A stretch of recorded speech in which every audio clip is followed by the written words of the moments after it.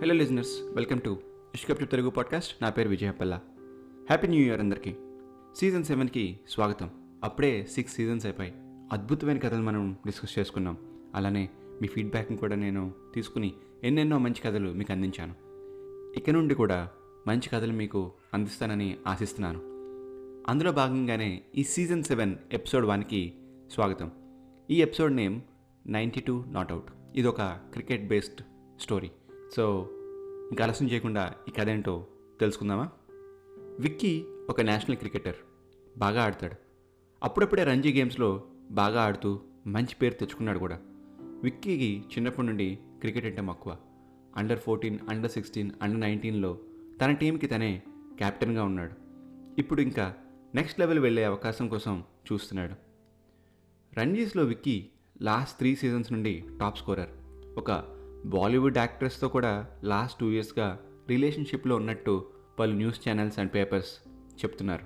AP cricket association వేరు, అలానే Secunderabad association వేరు. ఒక్క స్టేట్కి 2 అసోసియేషన్లు ఎప్పటి నుండో ఉన్నాయి. ఏపీసీ బోర్డ్ ఇప్పటిదాకా రంజీ ఫైనల్కి వెళ్ళింది లేదు. ఎస్సీబీ మాత్రం 1987లో కప్ కొట్టింది. ఆ తర్వాత ఇంకోసారి ఫైనల్కి వెళ్ళి ఓడిపోయింది. ఏపీసీ బోర్డుకి విక్కీ దొరికాడు. ఈసారి ఎలా అయినా కప్ కొట్టాలని, కొట్టకపోయినా ఫైనల్స్కైనా వెళ్ళాలని డిసైడ్ అయ్యింది.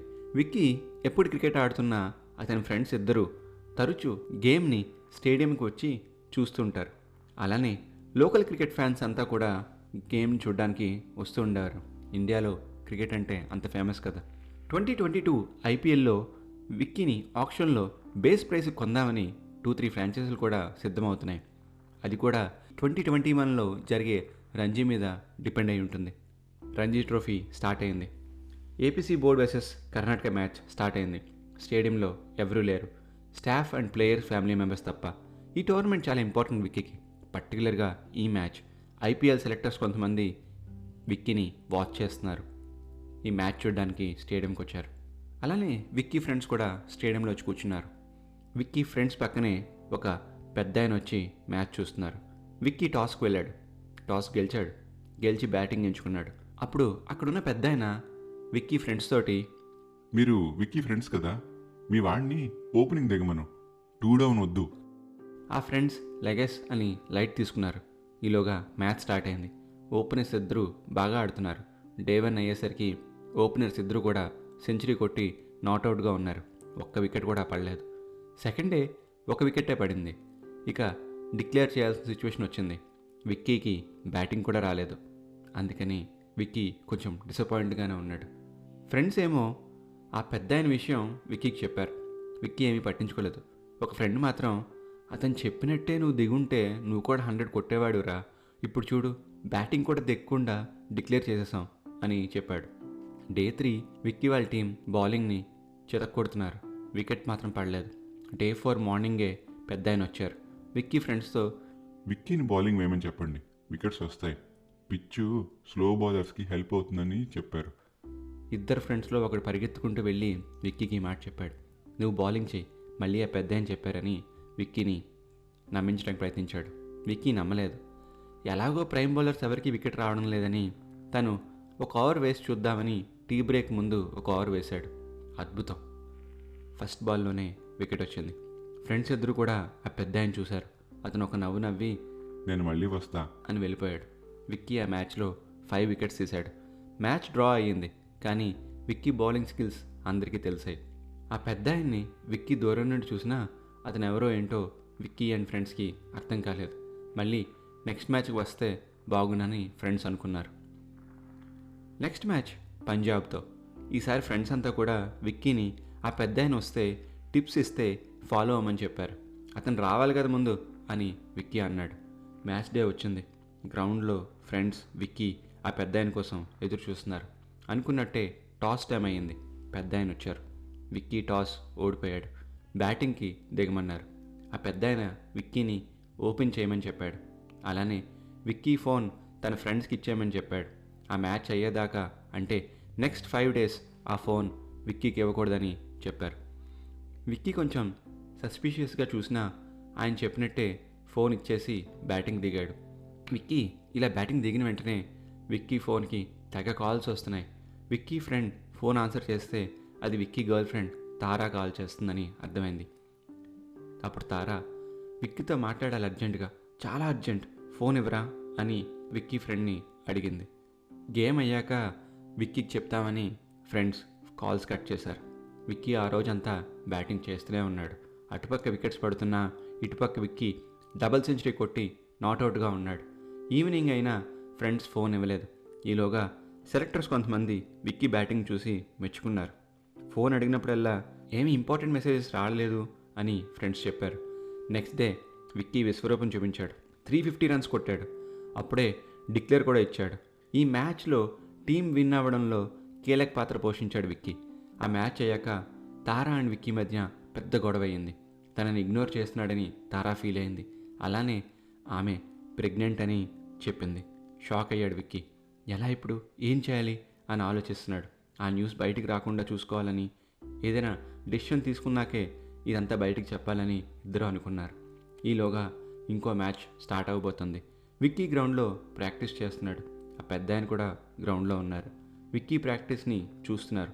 ఏంటో తెలియని ఆనందం అతని మొహంలో కనిపిస్తోంది. విక్కీ ఆయనని చూశాడు. కలవాలని స్టాండ్స్లోకి వెళ్ళాడు. అతని పక్కనే కూర్చున్నాడు. అప్పుడు విక్కీ మాట్లాడుతూ, మీరెవరో తెలియదు, కానీ చూస్తుంటే బాగా తెలిసిన వాళ్ళలో ఉన్నారు. నాకు ఇదంతా అసలు ఎలా నమ్మాలో అర్థం కావడం లేదు. మీరు ఎలా చెప్పగలుగుతున్నారు నేను ఏది చేస్తే నాకు హెల్ప్ అవుతుందని? తారాతో మాట్లాడావా? ఆమె ప్రెగ్నెంట్ అని చెప్పిందా? What the F? మీకెలా తెలుసు? ఎవరికి చెప్పొద్దని చెప్పాను కదా ఆమెకి. Damn it man, now you started scaring me. ఏం కావాలి మీకు? Don't worry, I'm here to help you. నీకేం కావాలో నాకు తెలుసు. ఇలా ఎంతకాలం హెల్ప్ చేయగలనో అది తెలీదు. ఇప్పుడు నువ్వు చేయాల్సింది ఒకటే, తారాకి బాయ్ బాయ్ చెప్పి అబార్షన్ చేయించుకోమని చెప్పు. She's not the one for you. Game మీద కాన్సన్ట్రేట్ చేయి. నా మాట విను. ఇదంతా కొంచెం బాధగానే అనిపిస్తుంది నీకు ఇప్పుడు, కానీ నీకే మంచిది. లైఫ్లో కొన్ని సిచ్యువేషన్స్లో మనం సెల్ఫిష్గా ఆలోచించాలి. అలాంటి టైంలో రైట్ డెసిషన్స్ తీసుకున్న వాళ్ళే షైన్ అవుతారు, అయ్యారు. హిస్టరీ నుండి ఏదైనా తెలుసుకోవాలంటే మనం ఇదొకటే తెలుసుకోవాలి. కమాన్, ఎక్కువగా ఆలోచించుకో, లేట్ చేయకు. నెక్స్ట్ మ్యాచ్లో ఆడు. టాస్ ఓడిపోతావు కానీ బ్యాటింగ్ వస్తుంది. ఈసారి నీ నంబర్ సెకండ్ డౌన్కి స్టిక్ అవ్వు.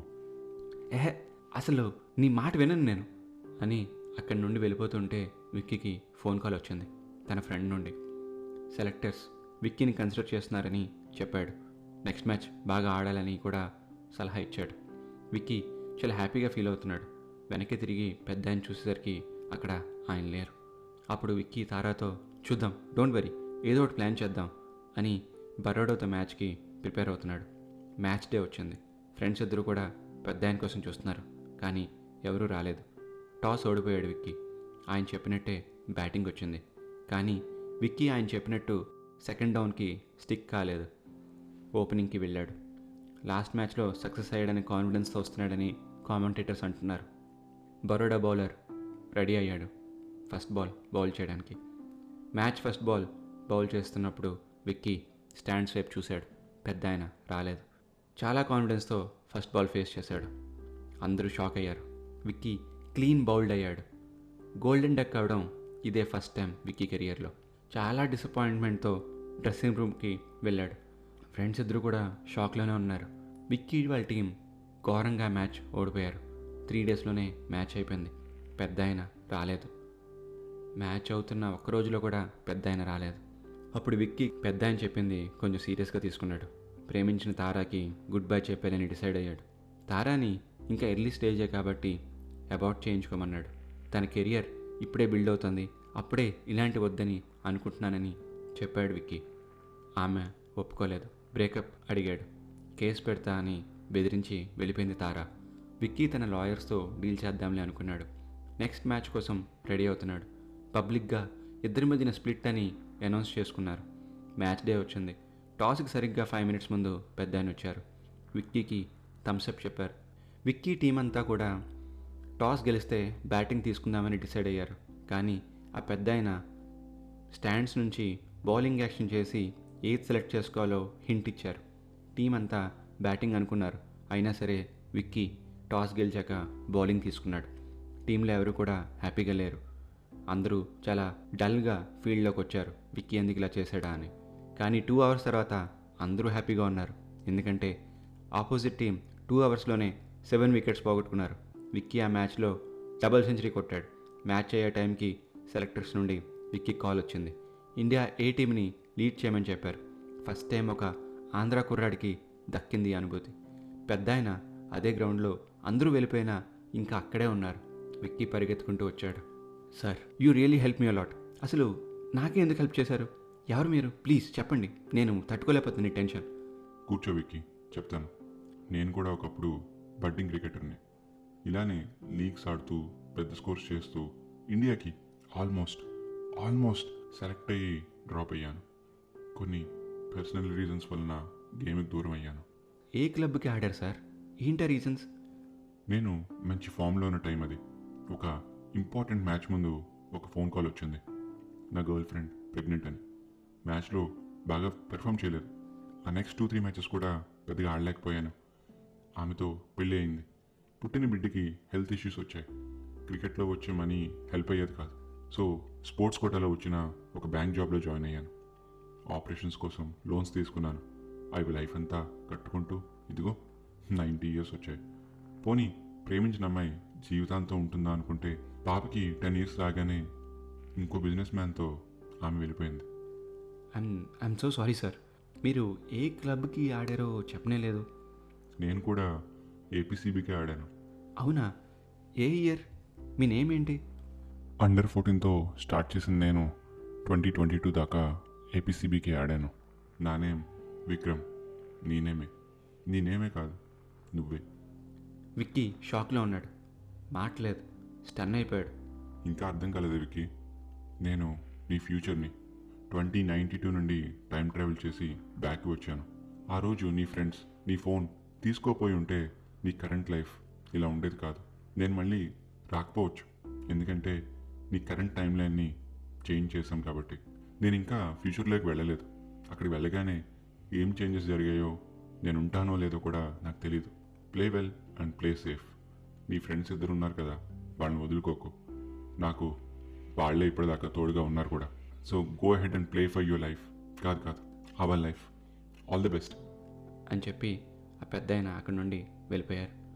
ఇండియా ఏని లీడ్ చేస్తున్న విక్కీ అనూహ్యమైన విజయాలు సాధించాడు.